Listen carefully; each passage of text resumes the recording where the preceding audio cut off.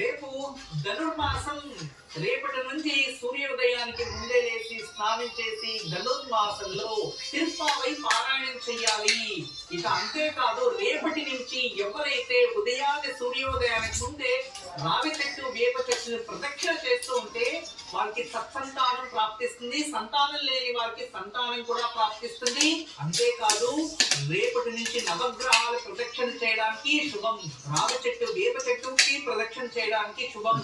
అయితే ఇంట్లోనే పూజించేవారు సూర్యోదయ సమయానికంతా ఇంట్లో దేవుడు దీపాలు వెలిగించి మహావిష్ణుకి తులసి అర్చన చేయడం, లేదా అమ్మవారికి పూజించడం, లేదా ఇష్టదేవతకి పూజించడం అలవాటు పడితే ఈ ధనుర్మాసంలో మీ సమస్త సంకటం నుంచి విముక్తి చెందుతారు. రేపు ప్రారంభ దినం. రేపు ఉదయాన్నే ఇంట్లో దేవుడి దీపం వెలిగించండి. ఇంట్లో ప్రశాంతత ఏర్పడుతుంది. గురుజీ మరిన్ని విశేషాలు తెలియజేస్తున్న కార్యక్రమం తెలియజేస్తున్నారు.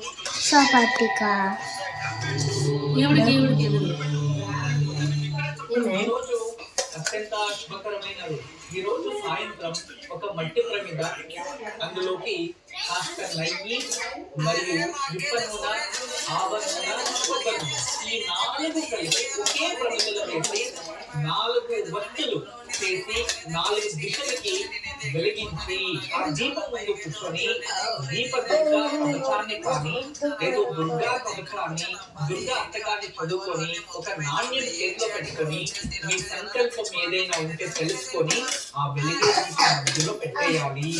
ఈ విధానంగా ఈ రోజు ఆచరిస్తే మీ సంకల్పం ఏదైతే ఉంటుందో అది త్వరలో సిద్ధిస్తుంది.